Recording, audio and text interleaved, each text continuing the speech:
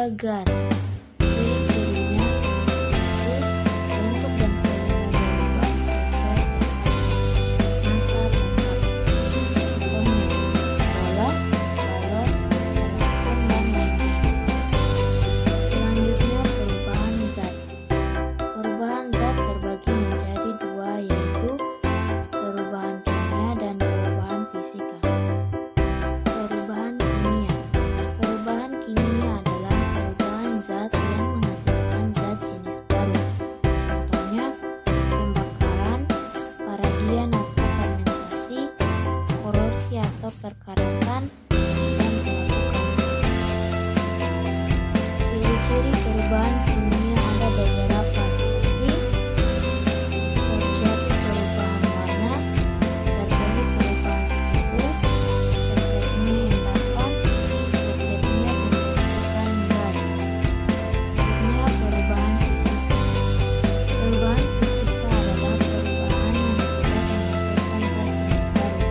Ciri-ciri perubahan fisika: 1. Tidak menghasilkan zat baru. 2. Dapat kembali ke wujud asal.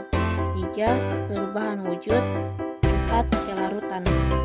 Berikut perubahan fase wujud zat. Mencair atau melebur, yaitu perubahan wujud zat padat menjadi zat cair. Contohnya es. Membeku, perubahan wujud dari zat cair menjadi zat padat.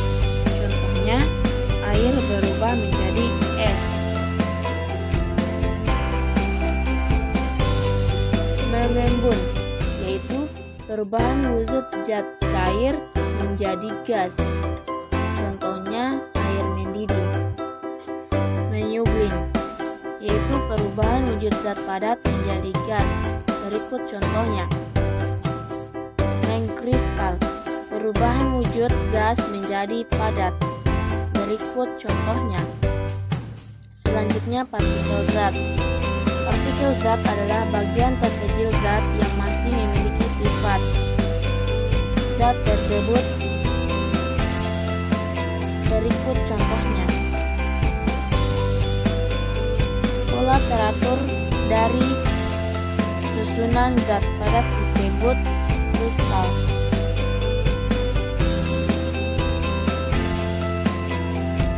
Partikel zat padat. Partikel zat padat yaitu menempati posisi yang tetap dan mempunyai gaya tarik antar partikel yang sangat kuat. Cirinya sebagai berikut. Pertama, jarak antar partikel berdekatan. Kedua, letaknya teratur. Ketiga, gaya tarik antar partikel sangat kuat. Dan yang keempat, partikel bergerak di tempat. Selanjutnya, partikel zat cair. Partikel zat cair yaitu jarak antar partikel tetap dan agak berjauhan satu dengan yang lainnya. Gaya tarik antar partikel lebih lemah bila dibandingkan dengan zat padat, dan gerakan partikelnya lebih lincah dan dapat berpindah-pindah tempat. Ciri-cirinya itu letak partikel agak jauh, letaknya tidak teratur, gaya tarik lebih lemah dan dari zat padat, getaran bergeser dari tempatnya atau mengalir. Partikel zat. Partikel zat yaitu jarak antar partikel berubah-ubah. Hampir tidak ada gaya tarik-menarik antar satu partikel dengan partikel yang lainnya. Ciri-cirinya, jarak partikel berjauhan, letaknya tidak teratur, gaya tarik sangat lemah, partikel bebas bergetar.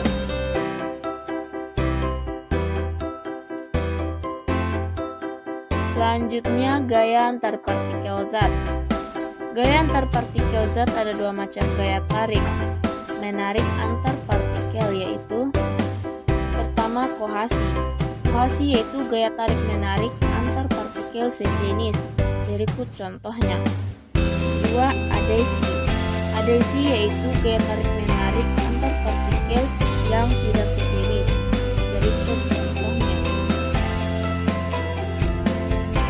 Selanjutnya, meniskus permukaan zat cair. Meniskus adalah peristiwa melengkungnya permukaan zat cair. Karena pengaruh gaya adesi dan kohesi, meniskus terbagi menjadi dua macam, yaitu meniskus cekung dan meniskus cembung. Meniskus cekung. Meniskus cekung adalah permukaan zat cair yang membentuk cekung. Contohnya, permukaan air pada pipa kapiler. Gaya kohesi kurang dari gaya adesi. Akibatnya, zat dapat membasahi dinding wadahnya. Permukaannya cekung atau meniskus cekung, dan tetesan tidak membentuk bangun seperti bola.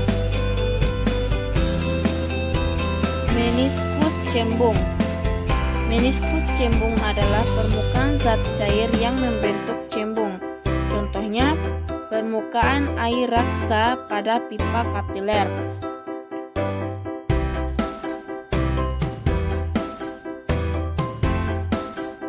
Gaya kohesi lebih dari gaya adesi. Akibatnya, zat tidak dapat membasahi dinding wadahnya. Permukaannya cembung atau meniskus cembung.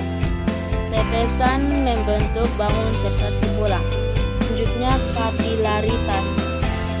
Azas bejana berhubungan, yaitu sama tingginya permukaan zat cair jika bejana diisi dengan zat cair sejenis. Pipa kapiler. Pipa kapiler adalah pipa yang garis tengahnya cukup kecil.